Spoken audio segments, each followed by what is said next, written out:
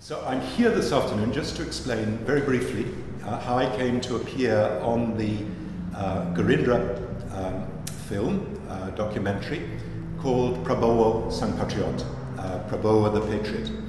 Because this film has raised a lot of speculation, a lot of criticism of my appearance, and I think it's important to know the actual context of how I came to appear on that film. The context is that when I was a young student in Jakarta about 43 years ago, I had the very great privilege and good fortune to have an exchange with the grandfather of Prabowo, Raden Mas Margono, who at that time had just finished a very interesting memoir on his family.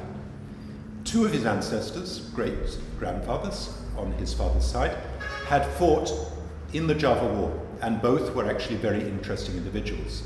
One had become an historian of the Java War, even though severely disabled, and the other had been a junior commander of Diponegoro and had gone into rebellion after the war had ended and had placed a curse on his descendants, who took service with the Dutch, as Margono had. This relationship with Raden Mas Margono became one of the landasan, one of the foundations, one of the starting points for the approach which we made in 2009 to Hashim Joyokusumo, grandson of Raden Mas Margono, and his Yayasan Asari Joyokusumo, to support the Indonesian publication of my big book on the Java War called The Power of Prophecy, Prince Diponegoro and the End of an Old Order in Java. That book was published in 2012 and was successful mainly because of the Yayasan Asari support, which allowed it to be accessible to a wider reading public. It was a big book, over 1,000 pages.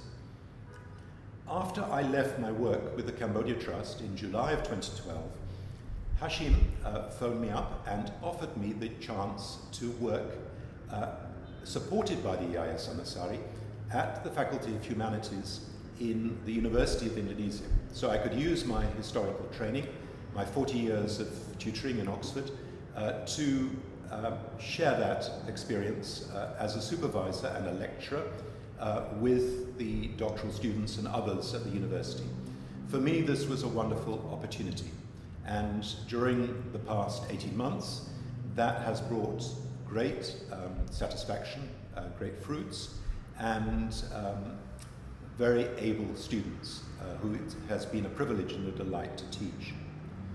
The problem for me was that in April of 2013, when I came back from a brief visit to Europe, where I'd given the Dindels lecture in Amsterdam, I was asked by the original go-between, Fadlizon, the Deputy Secretary General of Gerindra, the Greater Indonesian Movement Party, which is Prabowo's party, if I would make an educational documentary on the Java War, which I was very happy to do.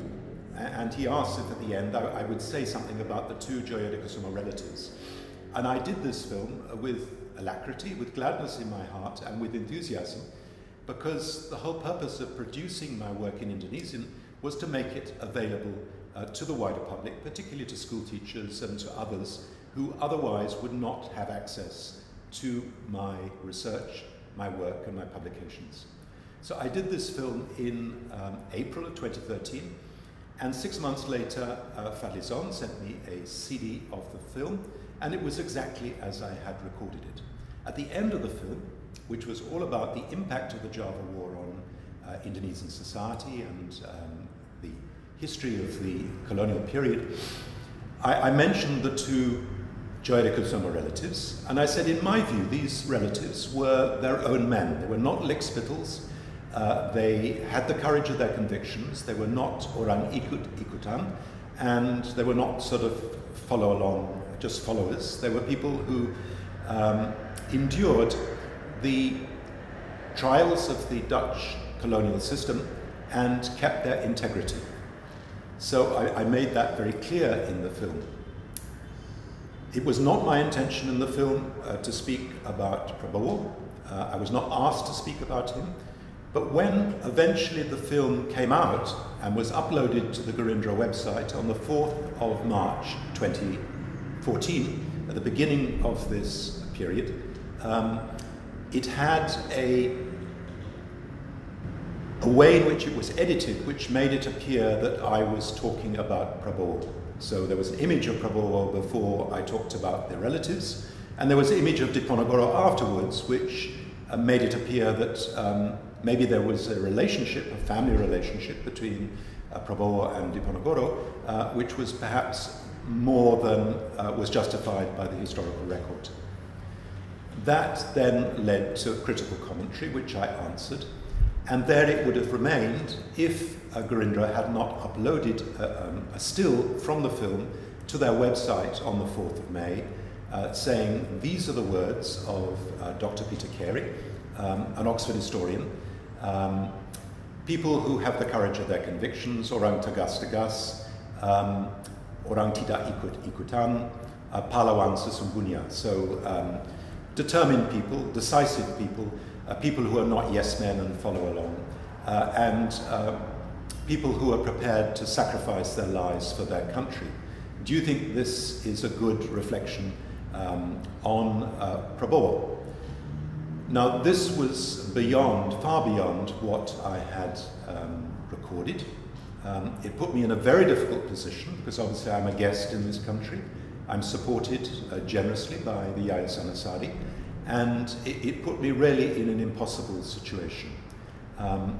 In the end, I asked Fadlizon to take the website down, which he did, but the damage had been done, and from that point onwards, there has been a perception that I came on to the original film as a command performance, and in some way I've been there to endorse Prabowo's presidency. I have to say that I'm a UK citizen, I have no voting rights, and basically this would be entirely ultra vires, outside the norm. So that is my statement. If you want to have a full account, you can download it.